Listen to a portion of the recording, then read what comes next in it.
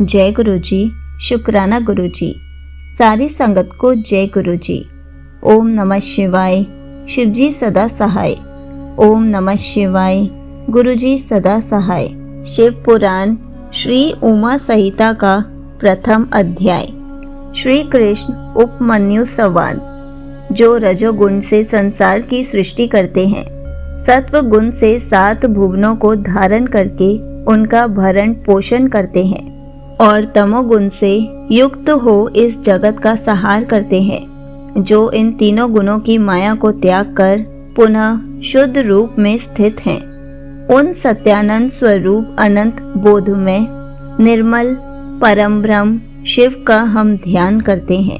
वे सर्वेश्वर शिव ही सृष्टि काल में ब्रह्मा, पालन के समय विष्णु और संहार के समय रुद्र नाम धारण करते हैं। सत्व गुण एवं सत्व भाव से ही उनकी प्राप्ति संभव है। ऋषि बोले, हे महाज्ञानी व्यास शिष्य सूत जी, हम सब आपको नमस्कार करते हैं। आपने हम पर कृपा कर हमें कोटि रुद्र संहिता को सुनाया है। अब हमें उमा संहिता में वर्णित श्री पार्वती जी और शिव जी की अद्भुत लीलाओं के बारे में बताइए। ऋषियों की इस प्रार्थना को सुनकर सूत जी बोले, हे मुनिगणों, आपकी प्रसन्नता के लिए मैं परम दिव्य भोग और मोक्ष प्रदान करने वाले इस मंगलमय चरित्र को सुनाता हूँ। पूर्व काल में मुनि व्यास ने सनत कुमार जी से इस कथा को सुना था। सनत कुमार जी बोले, हे व्यास जी, श्री कृष्ण पुत्र पाने की इच्छा लेकर कैलाश पर्वत पर तपस्या करने पहुँचे।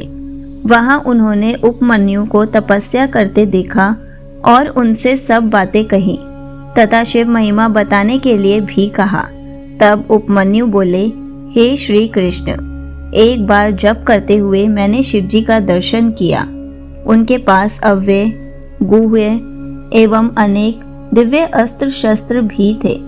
शिव जी का त्रिशूल अत्यंत शक्तिशाली है एवं सागर के जल को एक पल में सुखा सकता है। इसी त्रिशूल से शिव जी ने लवणासुर का वध किया था। वहां मैंने एक फरसा देखा जो अत्यंत तीक्ष्ण धार वाला था। यही फरसा शिव जी ने परशुराम को दिया था।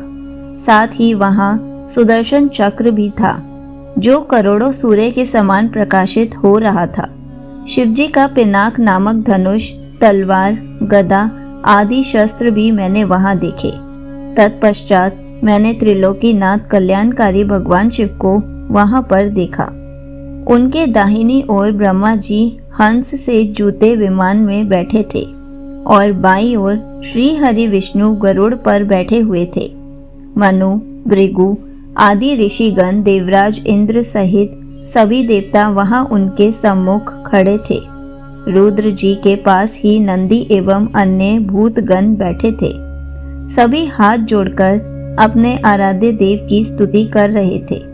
उन्हें देखकर मैंने भी सर्वेश्वर शिव की स्तुति करनी आरंभ कर दी। तभी शिव जी ने मुझे साक्षात दर्शन दिए और बोले, हे ब्राह्मण, मैं आपकी भक्ति से प्रसन्न हूँ। अपना मन चाहा वर मांगो। शिव जी के उत्तम वचनों को सुनकर मैंने हाथ जोड़कर कहा, हे देवादिदेव महादेव, यदि आप मुझ पर प्रसन्न हैं तो मुझे अपनी अविरल भक्ति प्रदान कीजिए। प्रभु, मुझे मेरे परिवार सहित दूध भात का भोजन सदा मिलता रहे। उपमन्यु के वचन सुनकर शिव जी बोले, तथास्तु। तुम सब मुनियों में परम ऐश्वर्यशाली होगे तथा तुम्हें सदैव अमृतमय क्षीर की प्राप्ति होगी। जब भी तुम भक्ति भाव से मेरा ध्यान करोगे, मैं तुम्हें दर्शन दूंगा। यह कहकर शिव जी वहां से अंतर्धान हो गए। हे कृष्ण, भगवान शिव ही सब तत्वों के ज्ञाता हैं। वे ही सर्वेश्वर हैं और इस संसार का हित और कल्याण करने वाले हैं।